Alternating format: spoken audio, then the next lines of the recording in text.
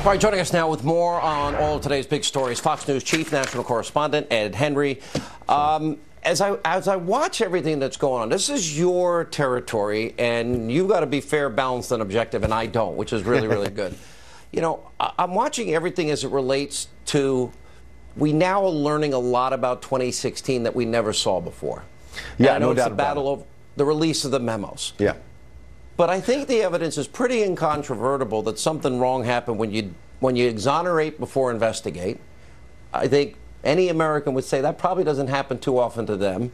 And then now that we know there's two Russia stories that the media never talked about, one involves Hillary Clinton paying for the Russian dossier, and the other one involves the uranium one and the fact that she signed off on the CFIUS deal. Yeah. Where's your media colleagues on these stories?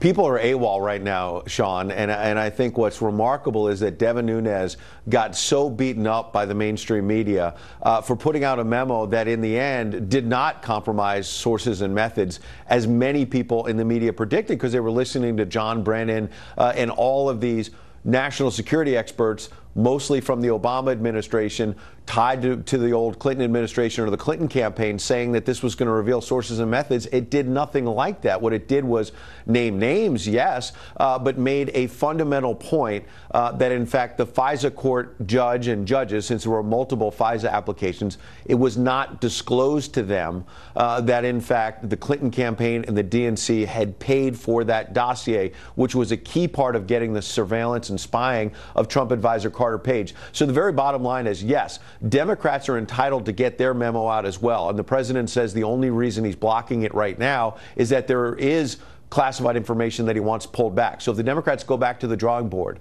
and reshape their version of the memo, we're told by lawmakers who have seen the Democratic memo, it does not dispute that fundamental point we were just talking about, that the FISA court judges were not told that the DNC and the Clinton campaign paid for the dossier.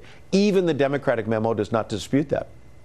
You know, and the thing is, if you look at the timeline, remember, there was an earlier attempt that was denied as it relates to a FISA warrant. That was July. Mm-hmm. But when you go to the October FISA application, you're right, it was unverified. A footnote that says it may be political in nature does not mean it came from the Clinton campaign and the DNC. Correct. That was withheld, but it was known and it was withheld. But here's the irony to me is that James Comey, this is in October. He's arguing that this should go before the FISA. He knows it's going before the FISA court. It's the bulk of information, according to the Grassley-Graham memo. Yeah. But then in January, when he goes to see Trump at Trump Tower, he's still the president-elect before the swearing in. He's telling Trump it's unverified and salacious. Right. 3 months earlier, he's saying something different. Two important points there, Sean, from a reporting aspect, which is, you're right. Number one, James Comey is telling the president-elect at Trump Tower, January 2017, this dossier is unverified, even though if you rewind the tape, as you say, back in October 2016, the FISA court judge, it's not made clear that it's unverified. Instead, they suggested that the FBI had verified at least parts of this. And the other important point about the dossier is that it's not clear that President-elect Trump was told, in fact, we believe he was not told, that the dossier was paid for by the DNC and the Clinton camp, even though James Comey clearly knew that. I'm trying to wrap my arms around this.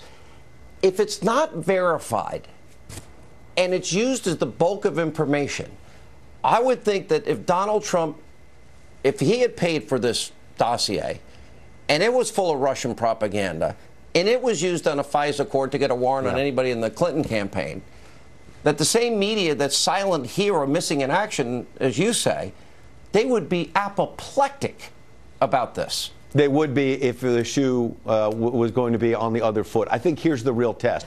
When and if we finally see this Democratic memo, if some more redactions are made, maybe there's more points that the Democrats can make in there. Maybe they will be able to challenge some of the facts you just laid out. We simply do not know because we have not seen the Democratic memo. But again, to this point, they have not challenged that fundamental point that the FISA court seems to have been misled. Again, as a reporter, if the Democratic memo has something we don't know today, we have to be fair and balanced and say, okay, here's another piece of information. Maybe the FISA court judges were told something beyond the dossier to give them the confidence that it was verified. At this moment, we don't have that. Thanks, Ed, for that update.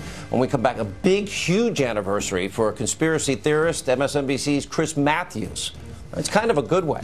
It's our video of the day in the Hannity Hotline straight ahead.